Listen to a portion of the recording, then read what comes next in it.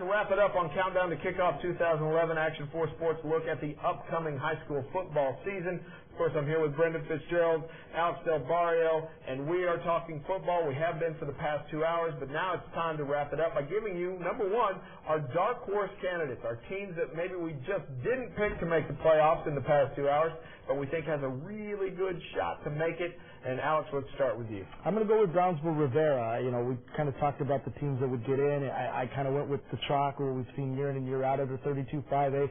But you guys have kind of convinced me. You know, they've got a coach that can coach them up, and David can too. They've got some nice pieces coming back. They're starting to get the athletes back at Rivera that they had back in the late 90s, early part of this last decade. And I think they're a team that can certainly get in if they can upset pace. I think if anybody can get in, it's Brownsville-Rivera.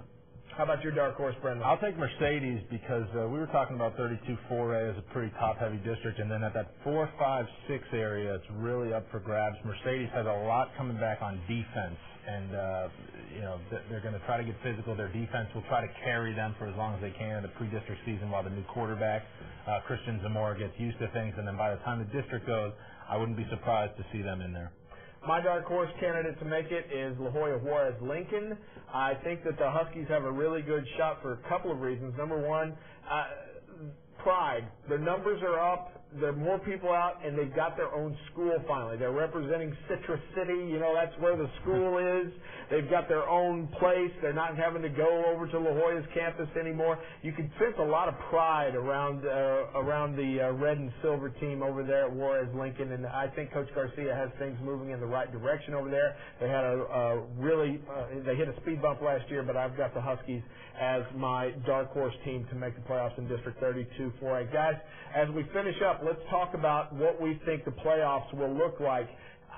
How many teams will make it, how far, who's going to be the best, who's going to be the toughest team in the playoffs, who might be a surprise team to make it further than we think, a la Edinburgh last year. Give me your overview, who might be the last team standing in the playoffs.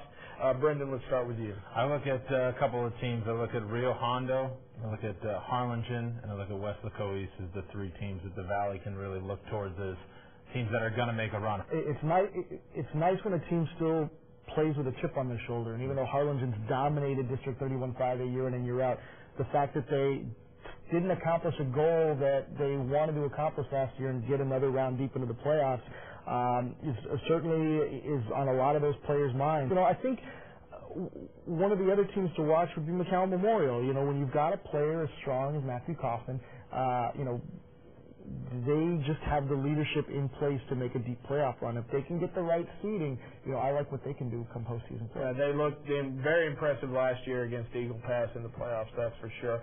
I've got three teams breaking through the three-deep barrier this year, and I'll give you my reasons why. I think that Harlingen will break through. I think they will finally make it to that fourth round the way they've wanted to these past several years, and we've talked about why. They've got the talent, they've got the ambition, and I think they'll be able to do it.